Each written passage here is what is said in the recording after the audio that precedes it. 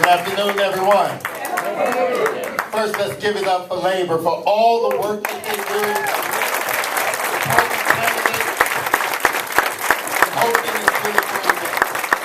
One of the reasons why I love Colorado, because we are politically engaged, and look at the diversity and beauty in this room. Thank you for being here today. I get a chance to say, how you doing? I'm doing pretty well. How are you? I'm doing fine. When I first started running a campaign, one of the individuals I looked up to was our Secretary of State, Jena Griswold. How she ran her campaign and the work she's doing in the state of Colorado. With that, I turn some opening remarks over to you. Thank you. Can everybody give a round of applause to Omar?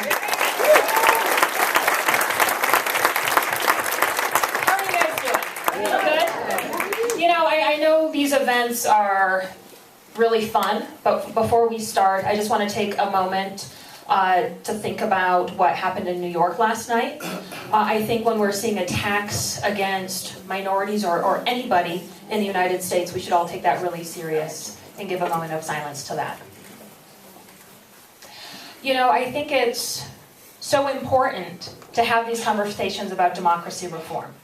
Because what we are seeing across this nation are local elected officials, federal elected officials, who are not responding to the people who elect them, right? That's right. And it's strange to have a statewide official who grew up like me, who grew up at times on food stamps and going to food banks.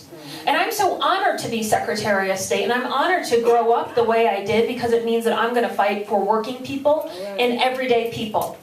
And we should, well, you guys don't have to clap. We should be really proud of the progress that we've made here in Colorado. The fact that we have mail-in ballots, the fact that we have same-day voter registration, the fact that you can register online, that we have early voting, shines in just stark contrast to the voter suppression we're seeing across the nation. And when we're talking about democracy reform, when we're talking about voter suppression, when we're talking about special interests trying to buy elected officials and their votes, it's more than just the very worrisome degradation of our Constitution. How many people struggle to pay their rent? How many people struggle to pay their student loans? Worry about the health care bill that's about to come. We can't solve these issues if we don't solve our broken democracy. Because what we see across the nation is all these elected officials, because of voter suppression, money in politics, and gerrymandering, have their ears more to special interests and corporations than you all, the people who elected them. That's why we have to solve democracy reform to make sure that we can have climate change with just transition solved immediately. That's what we have to do to make sure that healthcare is affordable. And Colorado, very luckily, can be a model for the nation. This last year, I was so happy to be in the position to lead one of the largest democracy reform packages in the nation. We added access to voting, guaranteeing for the first time polling locations and mail-in drop boxes on tribal lands and public universities. And we already had a good system. We passed lobbyist reform to make sure that we can see who's trying to influence legislators' votes. And we passed one of the biggest money in politics packages in the nation to make sure that we are shining light on dark money. Make sure that we are trying to root out the corruption that is gripping this nation. And so this is an issue that is so important to me. And I'm really glad that it's important to Tom. He is fighting to make sure that we're stopping voter suppression. To make sure that we are ending Citizens United. What do you all think about that? To make sure that we're stopping gerrymandering, that we don't have politicians who sit in their seats forever and are refusing to grapple with the issues we really need them to fight for. So with that, I would just say, can we give Tom a warm Colorado welcome? Thank you for being here.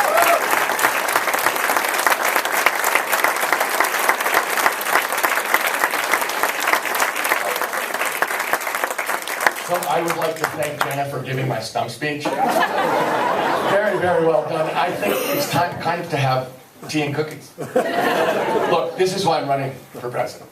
I listened to the two first debates, and they were policy conversations that I take really seriously about what's the best way to reform healthcare, what's the best way to reform education, which is the best Green New Deal, what should we do about immigration. But what I wasn't hearing was, why don't we have any of this stuff to begin with? All right. These are not new problems. Yeah. And what I know is we have a broken democracy in Washington, D.C. This democracy has been purchased. Jenna was saying that special interests are trying to buy the government. Special interests have bought the government. And that's why we don't have any of those things. I mean, I look at it as the rights of American citizens that are not being fairly attended to. We have a right in the 21st century to affordable health care. That's a right. We don't have it because of our broken government, but that's a right. Our kids have a right to quality public education from pre-K through college, as a right. We have a right to clean air and clean water. No one has a right to poison you and your family so they can make more money. That's insane. And being here, Americans have a right to a living wage. There has been a 40-year war on organized labor, starting with breaking the air traffic controller strike by Ronald Reagan. And ever since then, a very successful, intentional attempt to make sure that, first of all, the people who own the corporations keep all the money, and second of all, to break the arms and legs of the Democratic Party. And it's worked. And when you look at it, and you look at how the money has been split up over the last 40 years, it's unconscionable. And so when I talk about the right to a living wage, we have to get back to the idea that one wage should be enough to support a family.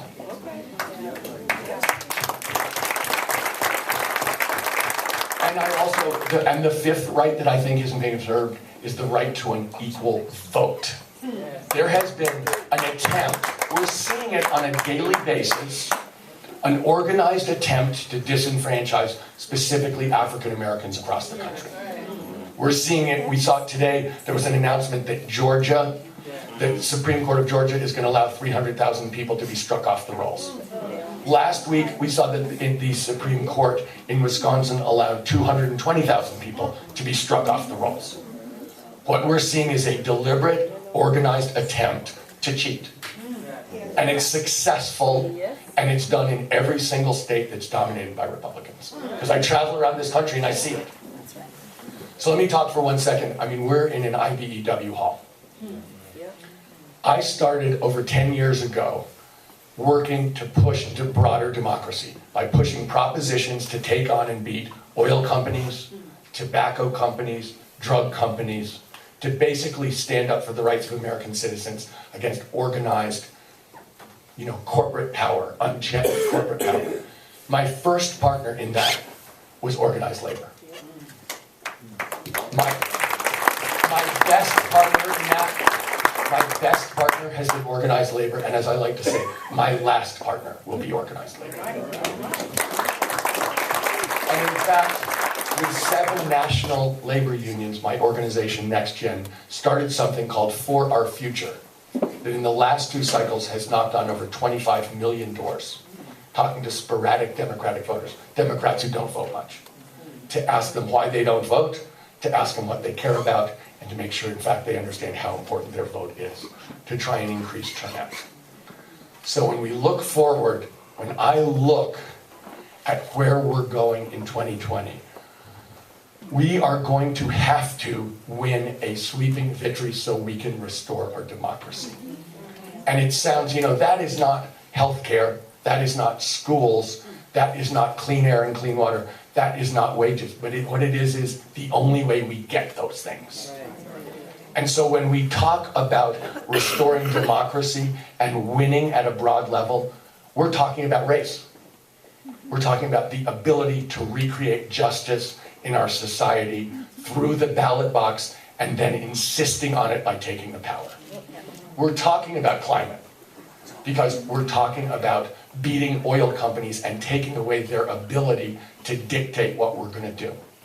We're talking about jobs because if we're going to rebuild this country, we're going to create millions of union jobs across this country in order to rebuild it.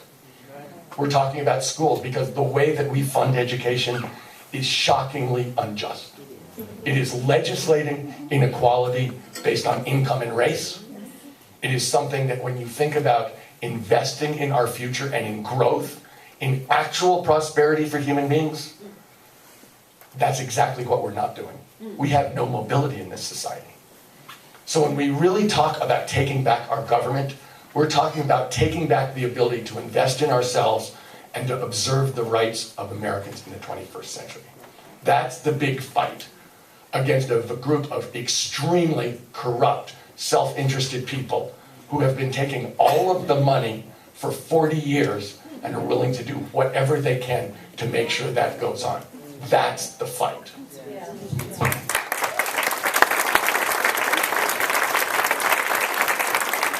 want to say thank you for those opening remarks.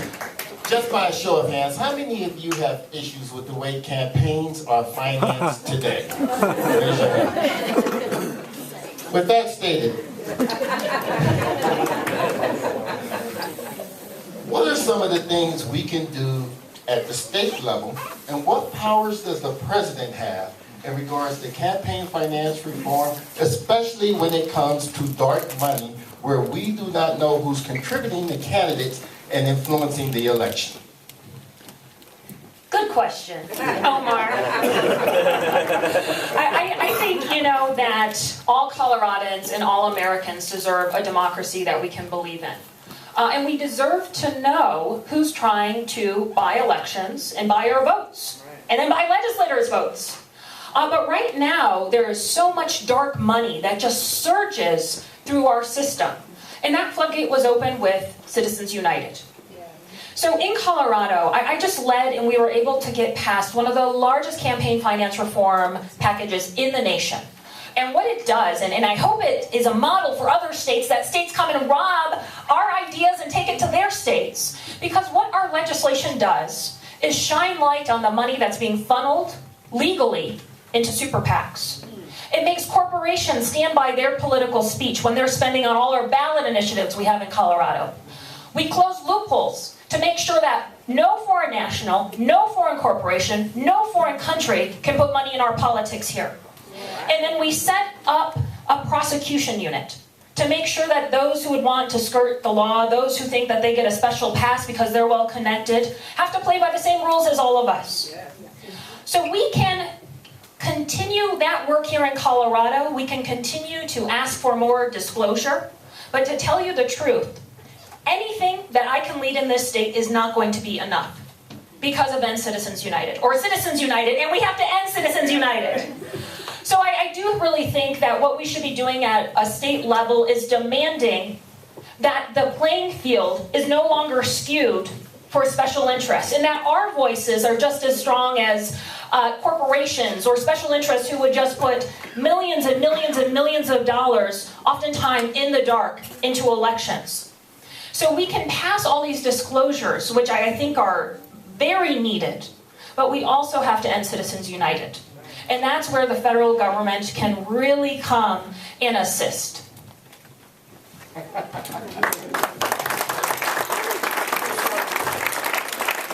Let's talk first about disclosure, and then let's talk about Citizens United, and then let's talk broadly.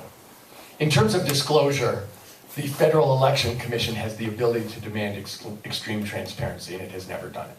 And it has the ability to levy fines at a level that they actually hurt, and it's never done that. It's completely moribund. So the first thing a president can do is reconstitute the Federal Election Commission and insist on extreme transparency, and insist that people who break that law pay fines that really hurt, even if you're worth billions and billions of dollars. And I promise to do that. Let me say, in my home state of California, where we do have pretty good transparency in propositions, we have seen corporations put up $25 million on a proposition and get creamed by activists who have less than $500,000. That's when people see who's paying for the ad, they go, okay, I know that's not true. So transparency actually is really important. And a president can push on that really, really hard. Let's talk about Citizens United. So obviously the Supreme Court said that corporations are people for the purpose of political speech. Now, as we all found out a couple of weeks ago, the 400 biggest corporations pay an average tax rate of 11%. So it turns out they're people for some things, but they're not people for everything. And let's talk about how the Supreme Court, look, the Supreme Court has come up with stuff over the last couple centuries that is some of the most wicked things that have been said in the country. And that has been the law of the land under that Supreme Court. And this is one of the most wicked. And obviously we have a Supreme Court that has been jimmied by Mitch McConnell and Donald Trump, so that they control it and they will continue to control it, and that's true of the federal judiciary in general. I think Trump has appointed a quarter of the federal judges in 3 years because Mitch McConnell stopped President Obama from filling the vacancies while he was president. So let's talk about that for a second in the context of Citizens United. Am I one of the people who thinks we have to have 9 Supreme Court justices? No. We're going to have to be willing to change whatever's legal to change to get that our Supreme Court, and I'm willing to. Just so you know. And the last thing is this, let's talk about broader reform and what that looks like. Look, I'm one of the people who thinks that in order to get back the democracy more broadly, and this is not just transparency, that we should have term limits for congresspeople and senators. If you want real change, put new people and different people in charge. And I always say 6 words: Mitch McConnell, Lindsey Graham. He's not ready, but Cory Gardner would be in that list. But I think it's more than that. I am for real reform. I'm one of the people who thinks that giving vouchers to citizens to make political contributions changes elections. Because all of a sudden everybody gets to figure out where to give some money. And it brings people into the system. It completely changes the way the money works. I'm someone who believes in national referendum. 90% of Americans or more have wanted mandatory background checks on gun sales for decades, and we've never gotten close to it. How could that be true? More than 70% of NRA members want mandatory background checks on every gun purchase. We don't have it. How is that possible? And the answer is the gun manufacturers control the NRA. The NRA controls the Congress. The people of the United States don't count in this. If we had a national referendum, we'd have mandatory background checks in about a week. So we're going to have to push on transparency, and that we can do, but it's not enough. We're going to have to push across the board to structurally change Washington, D.C. so that it responds to you and not to the corporations. Thank you. I am going to ask one more question, and then we're going to open it up to you because we really want to hear your questions. But I'm asking you to ask a question. And that if you see me politely stand up, that means the questions that just went a little long because we have a short amount of time and we want to make sure we get through as many people as possible. With that stated, my next question is to you, Tom. You and I have talked twice about voter suppression, especially in particular states you just named. And if elected president, what commitment do you have to make sure that those states are held accountable when it comes to the practices that they have that has impacted recent elections? So, this is the 400th year since the time that the first African was brought to the United States in slavery. And this is also a year when we're seeing a continued and renewed attempt to take away the basic right of citizenship from hundreds of thousands or millions of African Americans. So, how strongly do I feel about this? Well, let me put it to you this way. Think about what it took to get that full citizenship over those 400 years. How much blood, sweat, and tears that took. So if you want to know how seriously I take it, to me, obviously, it's a criminal offense. And I would treat it as a criminal offense, and I would use the Justice Department to examine to see what actually went on in those rooms when they were planning to do that. Really. But I actually see it, I think in our society, we are coming to a conclusion about wrongdoing that implies there are things that you do that are criminal and that have to be controlled and punished, and there are things to do that go beyond simple criminality, that strike at the deepest values of our society. Jena was talking about somebody going in and stabbing 5 people during a Hanukkah celebration. That's not just getting stabbed. That goes at a deeper, idea about accepting everybody as full human beings.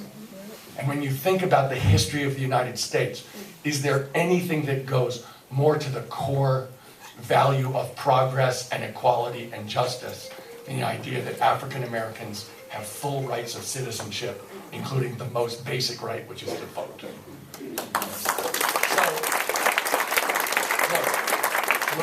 So I view this almost as beyond criminality. One of the things that's going on in our country quite clearly is that we're at a loss for what we stand for. I'm sure everybody saw that last week it was announced that for the 3rd year in a row, life expectancy of Americans went down. And if you look at 3 of the 4 top reasons, they're alcoholism, drug addiction, and suicide. Now, normally I equate those things in some way, shape, or form with a loss of purpose for being alive. You're self-medicating your pain, or you're ending your pain, literally. So when I think about what is going on in our society, one of the things I believe most strongly that we need to do is to realize what we're doing together as a people, what it means to be an American, what we're trying to accomplish, what our deepest values are.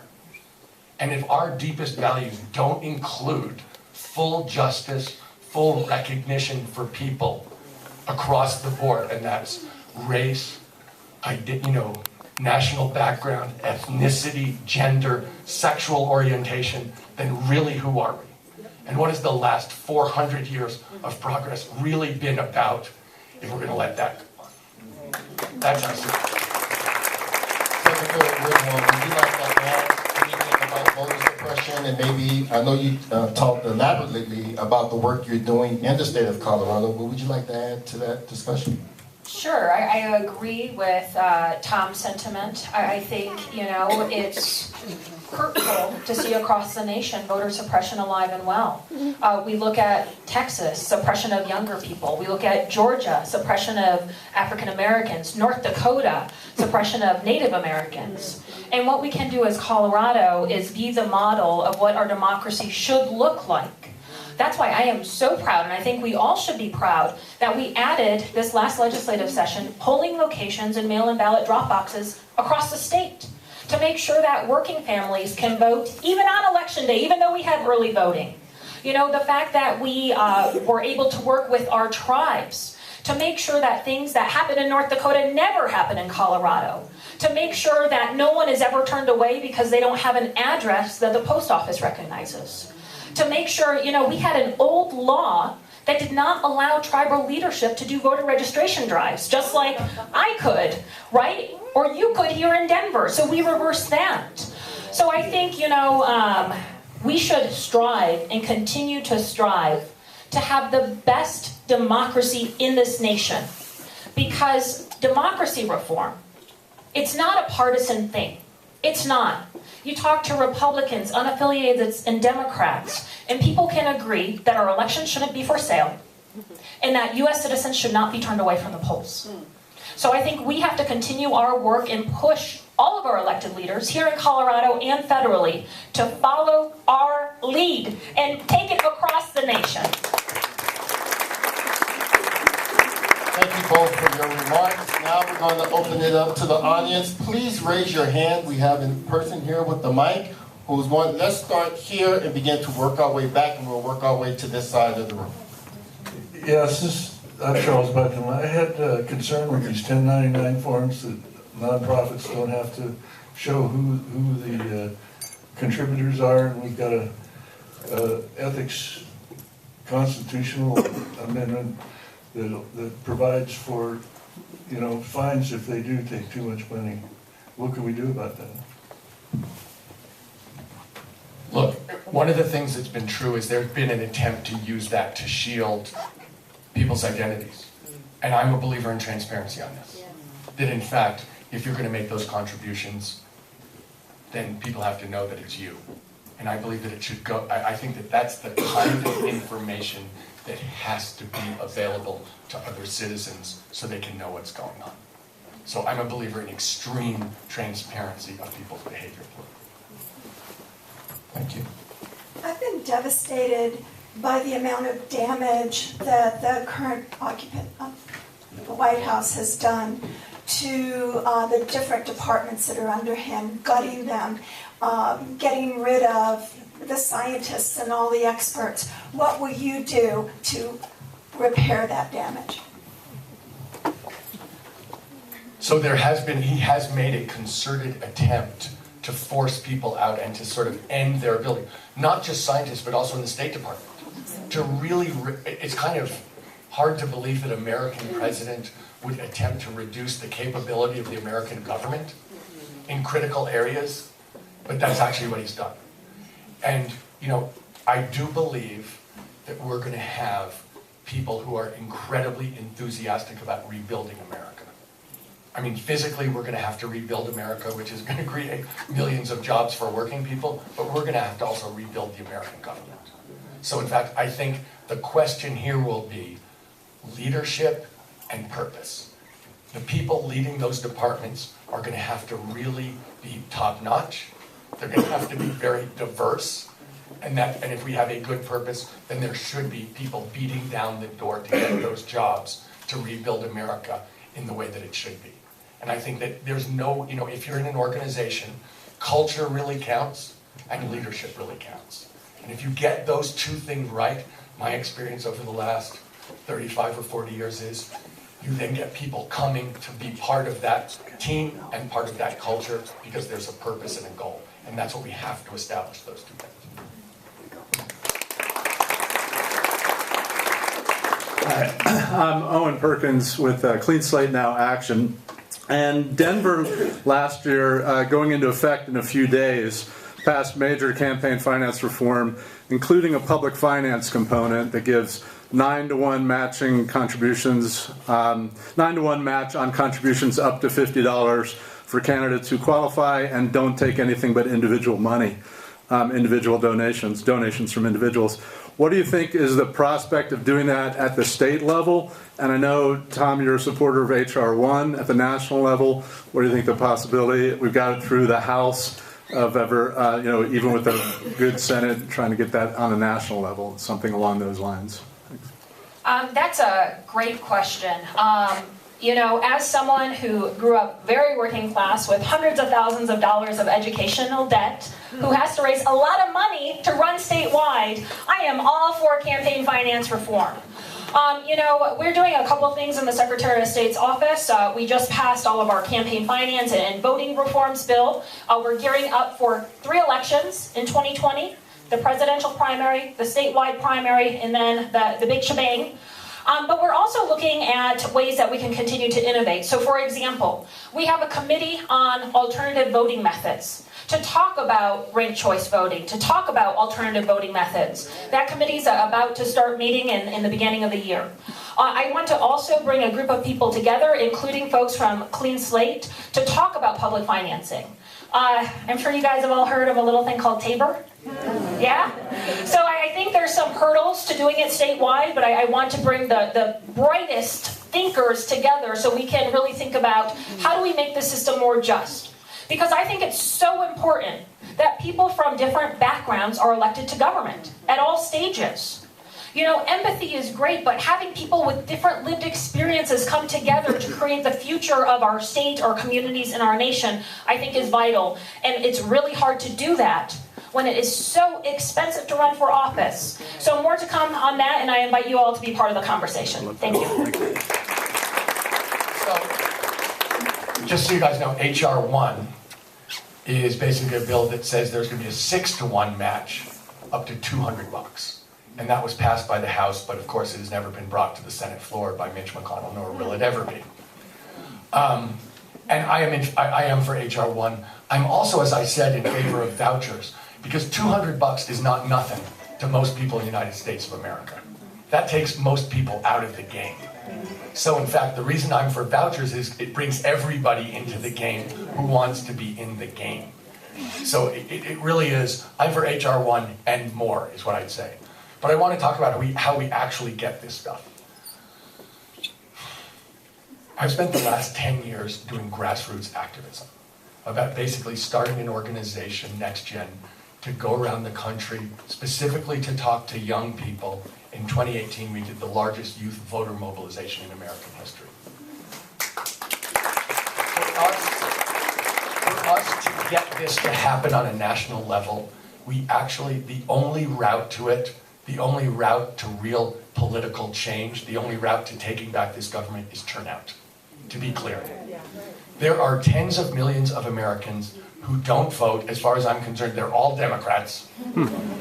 They agree with every single thing we've said today, and they don't vote, and we've asked hundreds of thousands or millions of them directly, why don't you vote? And they always say the same things. They say, no one tells the truth. Neither party cares about me and what is actually going on in my life. The system has been bought. Why would I vote? And our whole goal has got to be to go to those tens of millions of people and say to them, that's the past. We swear to God this system is going to respond to you. We will do whatever it takes. Because if those people show up and vote, then we're going to be able to get voting reform. Because honestly, as long as the Republicans control the Senate, it's off the table. You know, I agree with Jena's statement that Republican voters want a fair democracy. But it's very hard to look at a political party that goes into rooms to try and disenfranchise African Americans, that has a computer program to maximize gerrymandering, and that refuses to bring basically government reform to the table of the Senate at all. And I think the only way that we realistically change this is by getting Americans to realize what's at stake and getting them to turn out. Because if that happens, if the people who don't vote, vote, we are going to win in places that no one ever imagined we could win. And we're going to win, you know, the kinds of things like governorship of Kentucky, governorship of Louisiana. We're going to win things because Americans realize how much is really at stake and how much better it will be if we win. And then we're going to get government reform. We're going to get, you know, we're going to get election reform. We're going to get all of this. But it's going to come down to 2020. The big number will be turnout.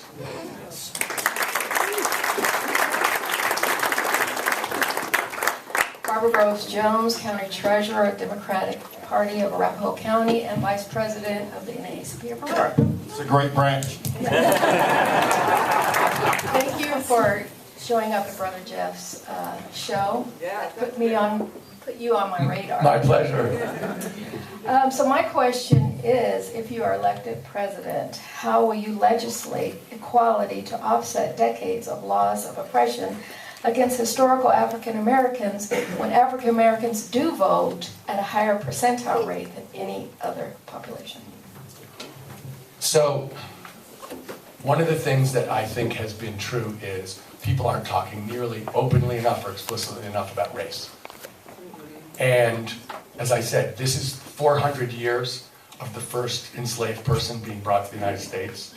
And I've said a couple of things. I'll say 3 specific things. One, first day of my presidency, I'd start a commission on race formally. And I do that to retell the story of the last 400 years, because I think policy comes out of narrative. And basically, I don't think that story's been told truthfully, and I think the lies have supported unjust policies for 400 years. And so I want to say, the truth is not just the injustice and discrimination. I mean, and I will say this, I know in my home state of California, I don't think most people even know what Jim Crow was. So there is a story to be told that people don't know. And some of my African American friends, including in Colorado, have said, Tom, we do know this. And I say, I know you know this. It's everybody else who doesn't know this. But the other thing we need to talk about is we need to talk about the contributions of the African American community over the last year. And when I say that, I think a lot of people jump to the idea of the work that's been done, who's built America, and that's true. But really what I'm talking about is the moral leadership that the African American community has brought to this country, not just for years or decades, but for centuries. You look who's been right, who's been in front, who's been leading the way morally in this country consistently. It's been this community. And that's the story that's got to be told. So that's point one.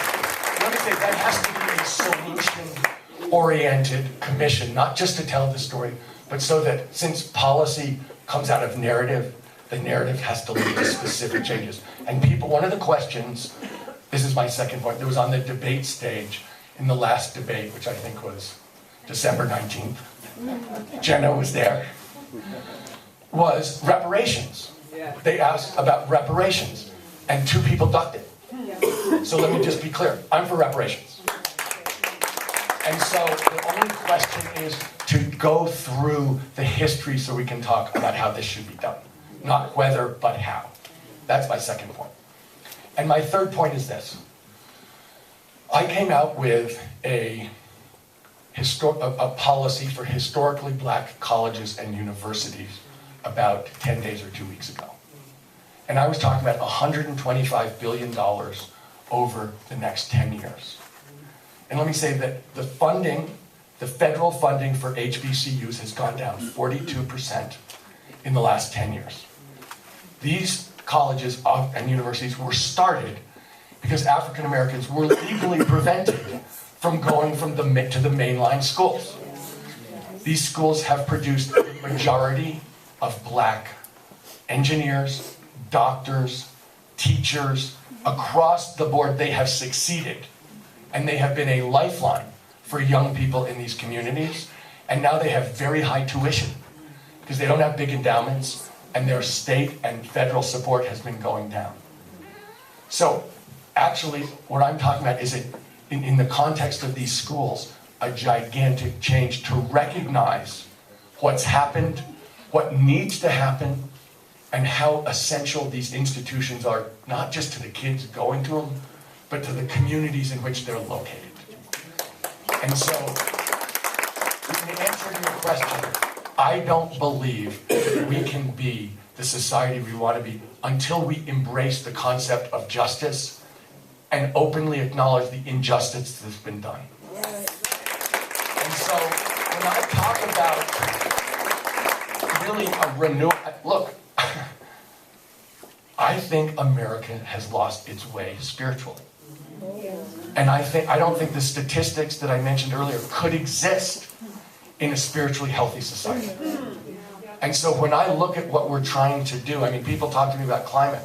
I see that in it's not just about the facts, it is about the facts, but it's also about who we are and what we're going to do with our lives and why that's meaningful and important and why this should be joyous, why this country should stand for something. We're proud of what we're accomplishing, not just in terms of dollars and cents, but that we're standing for something bigger. And this is a perfect example. Here, and then we're going to transition the mic over here. If you raise your hands again on this side. Okay. Hey, Jane. Hi, Tom. How you doing? We went to high school together. So, what about... Are you about to ask me about, something from school? No. Come on, do it. I was recently at a conference on government ethics, and I was talking to some election leaders from Canada. And one of the things that they pointed out is, there's early voting in some states and not in others. In Colorado, we have mail-in ballots. We have one of the highest voter turnout rates in the country. Do we need a national standard for early voting, for those kinds of issues, so that you don't have suppression in Georgia and Michigan and other states? I know the whole history of states' rights and things like that might make that difficult, but is that something we should be working towards? Absolutely, right? Absolutely.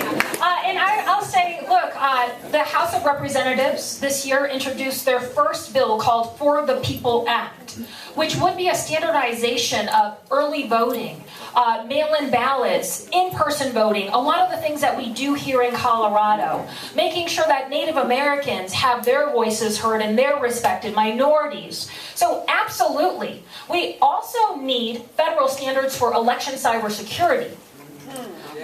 Colorado right now is the safest state to cast a ballot in today. We have voter verified paper ballot. None of our voting equipment is connected to the internet. And then we do audits afterwards. They're called risk limiting audits that proves to a statistical level of confidence that nothing went wrong in the process. But to tell you the truth, I think our election security is one of our biggest national security risks. And what the federal government, to be very clear, President Trump and the Senate is doing is making our county clerks be the stopgate from attacks from Russia and China. I don't know, but that does not seem to be the right ratio. DHS has been great partners, but we need the federal government to step up. They just passed some election cybersecurity funding 2 weeks ago. Super Tuesday is at the beginning of March in a lot of states, including here in Colorado. We need to be investing in states, investing in our infrastructure. And we need the federal government to pass a law like we have here. Voter verified paper ballot. That you can go and see how someone voted, making sure nothing is connected to the internet through that voting process, and then those audits afterwards, so that all Americans, like all Coloradans, can have confidence that their votes were counted. So we might need Jena at the national level. I have some bad news for you. But I also want to remind you about something that did happen, which is that the Russians hacked our election in 2016. And then I want to remind you that the President of the United States stood on a stage in Helsinki next to Vladimir Putin and said, I'm with him, not with the people of the United States. So when we think about why is it that we aren't doing all the things that Jena just described, it's because the President and the elected Republican leadership think the cheating will be for them. And so they're willing to throw the democracy under the bus in order to win. And so let's remember there's something, I did start the need to impeach movement for some reason. That is a really, what I would say, when a hostile foreign power hacks your election, that is 21st century warfare. That's what it is. They're not going to come and shell Washington, D.C. from the Atlantic Ocean in a gunboat. They're going to hack our election. They're going to try and destabilize the country. That's what that was. So the idea that the president hasn't worked as hard as possible to make sure that could never happen again, has not tried to hold Russia to account, in fact has done the exact opposite and said, Mr. Putin said it didn't happen, so I don't care what the U.S. defense establishment and intelligence community says. I'm with Vladimir. There is something really wrong here. And, I think it gets swept under the rug. We get used to this idea that a president could literally side with our enemies and break the law on a daily basis. We get inured to it, but we really can't. Because this is a descending... we need a huge victory next year, period. Because this has to stop. And Republican voters want a decent democracy, but the leaders of the Republican Party are literally cheating in multiple ways, and this is just one.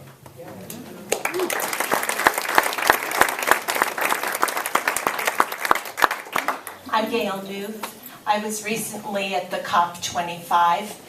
And there, the United Nations released their annual gap report on carbon emissions. Not only did the United States fail to meet their nationally determined contribution, but we actually increased emissions by over 15%.